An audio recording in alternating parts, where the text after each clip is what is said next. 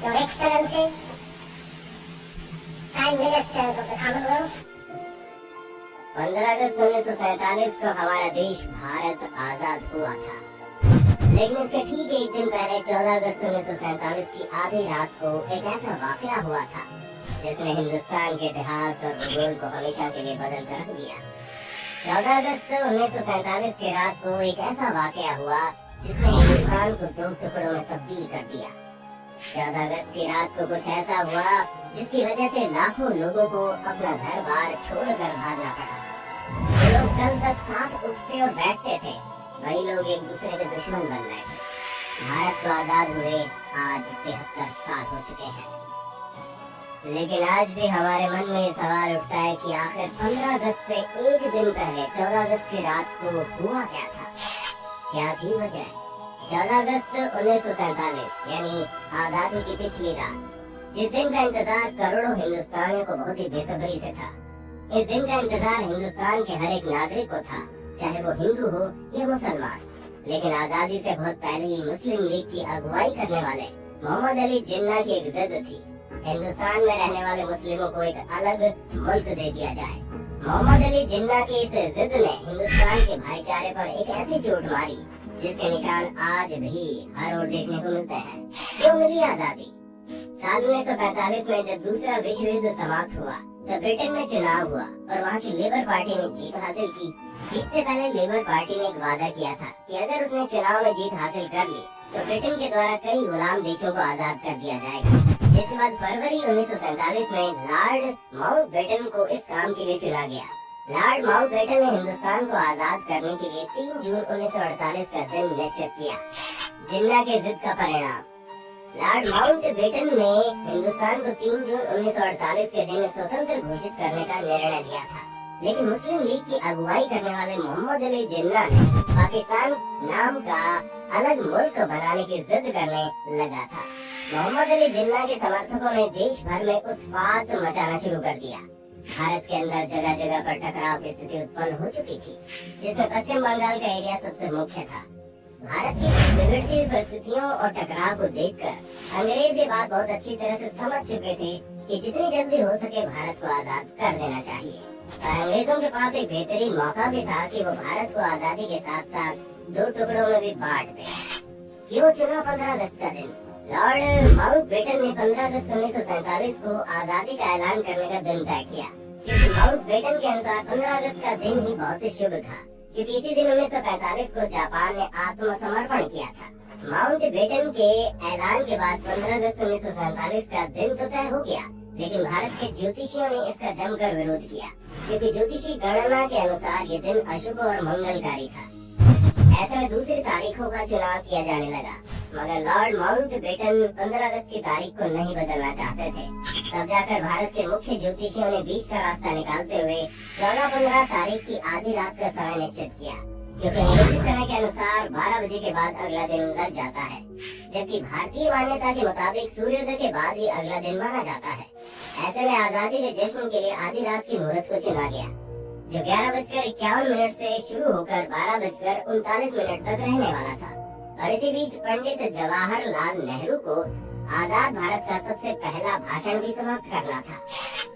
बिना सोचे समझे हुआ बंटवारा, एक तरफ मोहम्मद अली जिन्ना के जिद और दूसरी तरफ भारत को जल्द से जल्द आजाद कराने की जरूरत।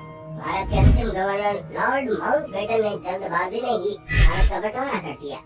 आपको जानकर हैरानी होगी कि भारत को दो टुकड़ों में बांटने वाले, या फिर कहें तो भारत और पाकिस्तान के बीच में बंटवारे की लकीर खींचने वाले सिरिल रेडक्लिफ कुछ सप्ताह पहले ही पहली बार भारत आए थे, जो न तो भारत की संस्कृति को ठीक से जानते थे और न ही भारत के भूगोल को। अब आप अंदाजा लगा सकते हैं कि कुछ सप्ताह पहले भारत आया हुआ एक शख्स जो न तो भारत के भूगोल को ठीक से जानता है, न भारत की सांस्कृतिक बनावट को, और बिना कुछ जाने समझे उसने भारत को दो टुकड़ों में विभाजित कर दिया। 14 अगस्त 1947 को पाकिस्तान को आजादी मिली और 15 अगस्त 1947 को हिंदुस्तान को, लेकिन दोनों देशों के बीच की सीमा रेखा तय करने में 17 अगस्त तक का वक्त लग गया। 17 अगस्त 1947 को दोनों देशों के बीच सीमाएं तो खींच दी गई, लेकिन हालात बिगड़ते ही गए। करोड़ों लोगों ने चुकाई उस लकीर की कीमत। आजादी के वक्त भारत की आबादी करीब 40 करोड़ थी, वैसे भारत के प्रधानमंत्री जवाहरलाल नेहरू तो बंटवारे के खिलाफ थे, लेकिन जिन्ना की जिद ने अंग्रेजों को यहाँ से जाते जाते एक लकीर खींचने का मौका दे दिया।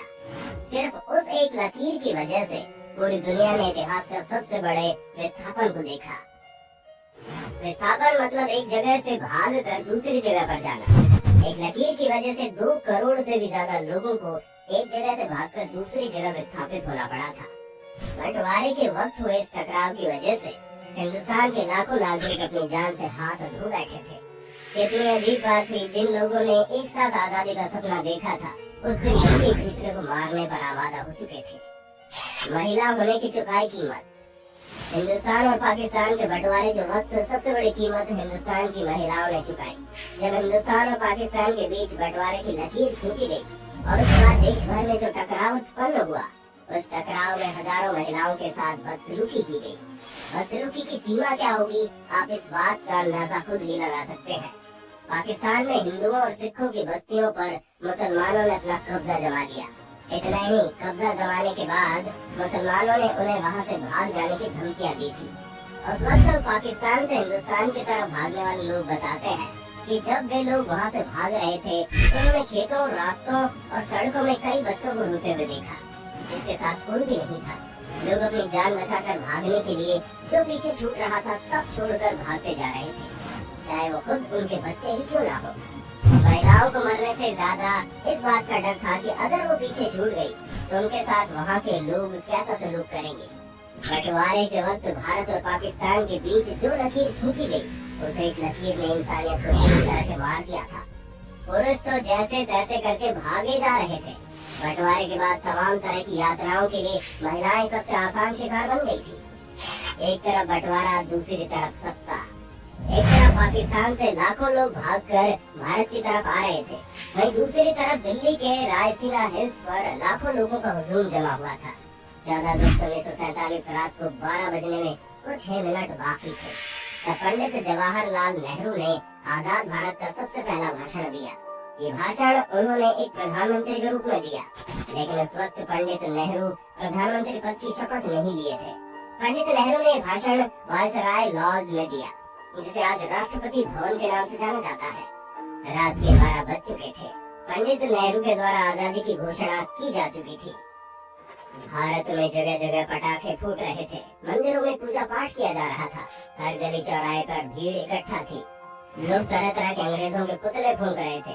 हर गली चौराहों का रावण दहन जैसा माहौल था। गायब थे गांधी।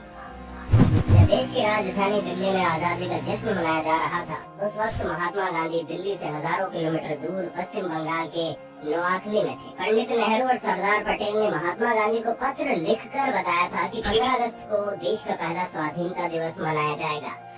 आप भारत के राष्ट्रपिता हैं। स्वाधीनता के समारोह में आप आकर हमें आशीर्वाद दें।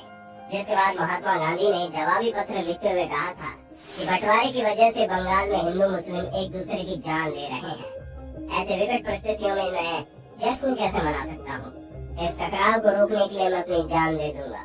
कितनी अजीब बात है ना कि लंगोट और लाठी वाले जिस संत ने भारत को आजाद करने में अपनी मुख्य भूमिका निभाई थी, और फिर जब आजाद भारत की आजादी का समारोह मनाया जा रहा था, तब गांधी वहाँ से गायब थे। वो ऐतिहासिक फोटो जिसमें मोहम्मद अली जिन्ना, जवाहरलाल नेहरू और लॉर्ड माउंटबेटन एक साथ बैठे थे, तब भारत और पाकिस्तान के बंटवारे पर स्वीकृति की आखिरी मोहर लगी थी। उस तस्वीर में वो लाठीधारी गांधी गायब थे। जानकारों की माने तो महात्मा गांधी को बहुत दुख था उस आजादी के लिए, जो अपने भाइयों के विभाजन और खून से लिखी जाने वाली थी। 16 अगस्त को लाल किले में फहराया गया था झंडा। हर साल भले ही प्रधानमंत्री के द्वारा 15 अगस्त के दिन लाल किले से झंडा फहराया जाता है, लेकिन आपको जानकर हैरानी होगी कि 15 अगस्त 1947 के दिन लाल किले पर झंडा नहीं फहराया गया था। पंडित जवाहरलाल नेहरू ने पूरे एक दिन बाद 16 अगस्त 1947 के दिन लाल किले पर भारत का झंडा फहराया था। इतना ही नहीं, 15 अगस्त को भारत और पाकिस्तान के बीच सीमा रेखा का निर्धारण भी नहीं हुआ था। इसका फैसला 17 अगस्त को रेड क्लिफ लाइन की घोषणा के बाद ही हो पाया कि कितना इलाका पाकिस्तान का है और कितना भारत का। देश भले ही 15 अगस्त 1947 को आजाद हो गया हो, लेकिन हिंदुस्तान के पास अपना खुद का राष्ट्रगान भी नहीं था। वैसे रविंद्रनाथ टैगोर ने 1911 में ही जन गण मन को लिख दिया था, मगर 1950 में वो भारत का राष्ट्रगान बना। दोस्तों, 15 अगस्त 1947 को भारत आजाद तो हो गया, लेकिन वो आजादी अकेले नहीं आई थी। ये आजादी अपने साथ लाई थी बंटवारे की एक ऐसी गंभीर दास्तान और एक ऐसा गहरा घाव जो आने वाली कई सदियों तक भरा नहीं जा सकता था। ये बंटवारा सिर्फ जमीन का नहीं था, ये बंटवारा था दिलों का, प्यार का, अपनों का, भारत के गौरवशाली इतिहास का। ये बंटवारा था सिंधु घाटी की सभ्यता, हड़प्पा और मोहनजोदड़ो का। ये बंटवारा था उत्तर में खड़े हिमालय का। ये बंटवारा था नदियों का जो दोनों देशों की सीमाओं में बह रही थी। ये बंटवारा था उन हवाओं का जो उस देश की जमीन से बहकर उस देश की जमीन तक जाती थी। दोस्तों, ये वीडियो आपको कैसी लगी और 14 अगस्त 1947 की रात को भारत के इतिहास में जो कुछ भी हुआ उसको लेकर आपकी क्या राय है, हमें कमेंट में जरूर बताना। वीडियो अच्छी लगी तो लाइक कीजिए और अगर आप नए हैं हमारे चैनल को सब्सक्राइब करके बेल आइकन को दबाना बिल्कुल मत भूलना, क्योंकि हम जानकारियों से भरी ऐसी वीडियोस हमेशा लाते रहते हैं।